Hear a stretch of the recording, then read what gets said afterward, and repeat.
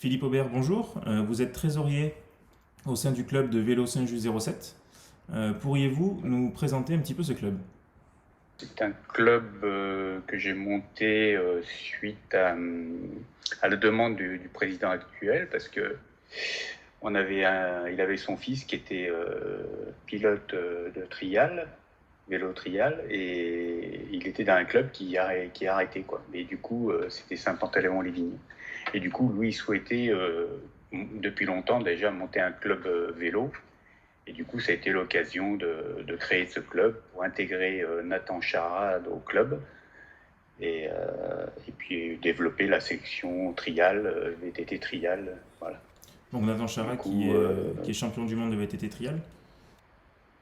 voilà, qui a été champion du monde junior de VTT trial. Et en parallèle de Qui a, ça, au sein de votre club, du coup, vous avez deux autres disciplines, mis à part le VTT Trial. oui, oui, bah après, on a une section loisirs qui est plus sur des personnes plus âgées, qui reprennent le vélo. Et voilà, puis c'est des voies vertes, des sorties sur route, voilà. Et on a une section VTT aussi. VTT, voilà, un peu plus sportif là. Donc VTT Trial, cyclotourisme et VTT. VTT, voilà, pure VTT. Ouais. Récemment, on a connu cette période difficile de confinement liée à la crise sanitaire du Covid-19. Pendant ce confinement, comment êtes-vous resté en contact avec vos licenciés? Et ben le contact par SMS, téléphone un peu.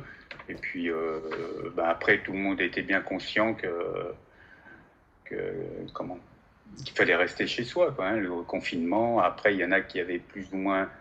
C'était surtout nos jeunes trialistes, quoi, qu'il fallait qu'ils s'entraînent parce que sinon ils allaient perdre beaucoup de leur capacité. Puis ils avaient leur championnat qui allait démarrer. Bon, il n'a pas démarré suite au confinement, mais il va reprendre. Donc on était surtout en contact avec nos jeunes trialistes, quoi. Voilà. Ils nous montraient des vidéos, ils en envoyaient au président parce qu'il y en a qui avaient un bout de terrain, donc ils s'installaient quelques obstacles, ils s'entraînaient chez eux et il y en a qui ont bien progressé dans le confinement malgré tout. Bon, il n'y avait pas les conseils, mais bon, il y avait. Après, on peut faire par vidéo, voilà, puis les parents derrière qui les suivent bien aussi. Hein. On a un bon groupe de parents qui sont bien motivés avec les enfants. Voilà, c'était surtout le contact avec les licenciés. D'accord. Après, les randonneurs, ben, il y en a qui, dès qu'on a pu sortir un peu, il y en a qui ont pu faire un peu de vélo chacun de leur côté, mais bon, voilà. Là, on a redémarré les sorties en groupe, mais limité à 10, quoi, voilà. Mais bon, on n'est jamais 10, n'importe comment. Hein. On est un petit club. D'accord. Donc si je comprends bien, pendant cette période de confinement, ceux qui ont surtout participé à l'élaboration de vidéos pour rester en contact avec les entraîneurs et les coachs, ce sont les trialistes, parce que ils avaient du matériel et de l'espace pour faire leurs entraînements chez eux. Ceux qui en avaient, voilà, et tout le monde. Mais bon, ils avaient tous un petit coin, faut pas grand-chose, hein, comme avec presque 20 mètres carrés, vous avez assez pour créer une petite zone avec des palettes de bois et puis travailler la technique, quoi, voilà. D'accord. C'était Le confinement étant maintenant terminé, les entraînements, j'imagine qu'ils vont reprendre ou qu'ils ont repris.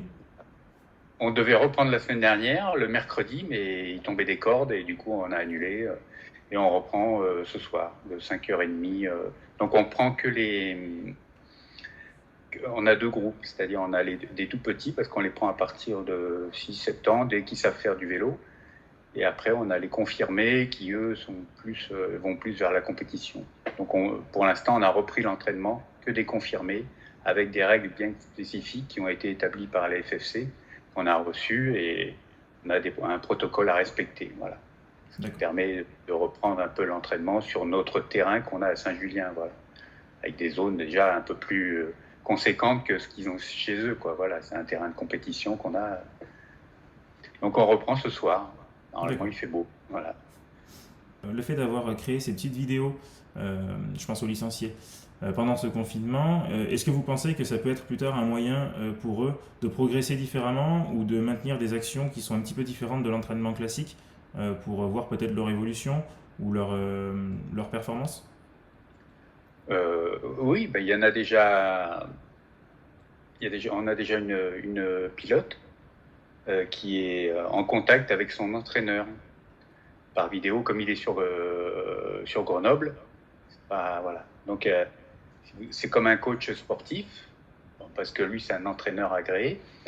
Il a un diplôme d'État, puis il a un très bon niveau. Hein. C'est donc Théo Poudré. Et donc, elle est en contact avec lui par vidéo. Il montre ses progrès. Et après, bon, ils se voient quand même régulièrement, mais je pense, je sais pas le truc, mais peut-être une fois par mois, voilà, ils sont en contact, ils envoient des vidéos. Voilà. C'est vrai que ça permet en visuel, on voit déjà tout de suite les défauts et ce qu'il faut améliorer, quoi. Donc là, pour l'instant, c'est la première qui fait parce que ils ont une espèce de contrat avec lui, quoi. Voilà. D'accord. Mais nous, on fait pas de vidéo. Pour l'instant, on n'a pas pris la vidéo comme pour montrer. C'est arrivé comme ça ponctuellement, quoi. On va faire une vidéo puis montrer à l'enfant. Tu vois, là, c'est ton défaut, il est là, quoi. Après. Voilà. Mais c'est pas rentré encore bien dans les mœurs, voilà. Sauf pour Alix là qui est en contact avec son coach. Voilà. Très bien. Merci Philippe Aubert d'avoir répondu à nos questions. De rien. Bonne journée et à bientôt. Eh bien écoutez, à plus, au plaisir. Merci. Merci.